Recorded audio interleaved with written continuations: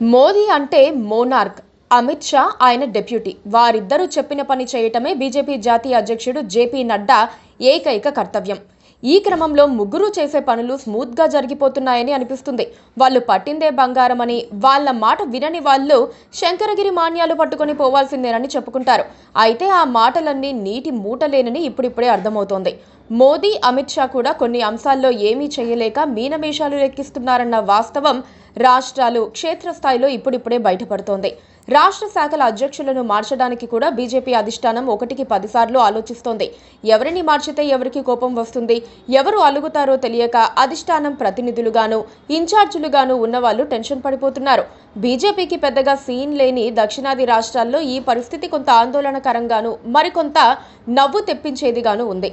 తొలుత తెలంగాణ, ఆంధ్రప్రదేశ్ వ్యవహారానికి వద్దాం.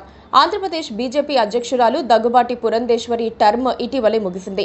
లోక్సభ సభ్యురాలిగా ఉన్న ఆమె స్థానంలో వేరొకరిని ఏపీ బీజేపీ అధ్యక్షుడిగా నియమించాల్సి ఉన్నా ఇంతవరకు ఆ పని జరగటం లేదు.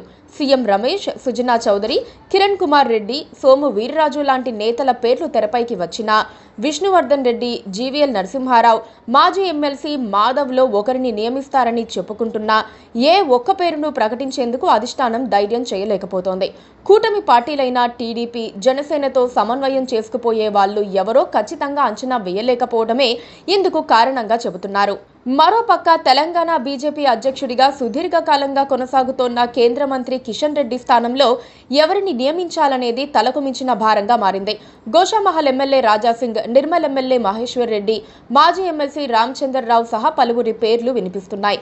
బండి సంజయ్ను మరోసారి ఆ పదవి వరించే అవకాశం ఉందని కూడా భావిస్తున్నారు. అయితే రాజాసింగ్ తిరుగుబాటు చేస్తారన్న భయం అధిష్టానాన్ని వెంటాడుతున్నట్లు ఒక వార్త ప్రచారంలో ఉంది. తమిళనాడుది మరో సమస్య. అక్కడ కూడా గ్రూపు తగాదాలున్నాయి. ప్రస్తుత తమిళనాడు బీజేపీ అధ్యక్షుడు అన్నామలై తన పదవీ కాలం ముగిసిపోయిందంటూ ఇటీవలే రాజీనామా చేశారు. ఆ పదవికి అక్కడ చాలా మంది పోటీ పడుతున్నారు. తెలంగాణ మాజీ గవర్నర్ తమిళిసై సౌందరరాజన్ ఆ పదవి కోసం కాచు కూర్చున్నారు. పైగా హిందీ, తమిళ వివాదం కొనసాగుతోన్న నేపథ్యంలో తమిళిసై ఇప్పుడు త్రిభాషా సూత్రాన్ని ప్రచారం చేస్తూ బీజేపీ పెద్దలను ప్రసన్నం చేసుకున్నారు. ఈ క్రమంలో తమిళిసైను నియమించాలా లేక మరొకరికి అవకాశం ఇవ్వాలా తెలియక అధిష్టానం ఇబ్బంది పడుతోంది. కర్ణాటకలో బీవై విజయేంద్ర బీజేపీ రాష్ట్ర శాఖ అధ్యక్షుడిగా ఉన్నారు. ఆయన మాజీ మంత్రి యడ్యూరప్ప కుమారుడు.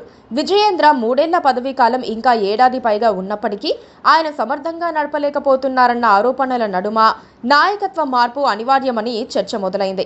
విజయేంద్ర తీరుపై పార్టీ అధిష్టానం అసంతృప్తిగా ఉంది. దాంతో చాలా మంది నేతలు ఢిల్లీ చుట్టూ ప్రదక్షిణలు చేస్తున్నారు. అయినా సరే విజయేంద్రను మార్చేందుకు అధిష్టానం ధైర్యం చేయలేకపోతోంది. యడ్యూరప్పను చూసి భయపడుతున్నారా, మరే కారణమైనా ఉందా అన్నది చూడాలి. Please subscribe to KTV Telugu. KTV Telugu.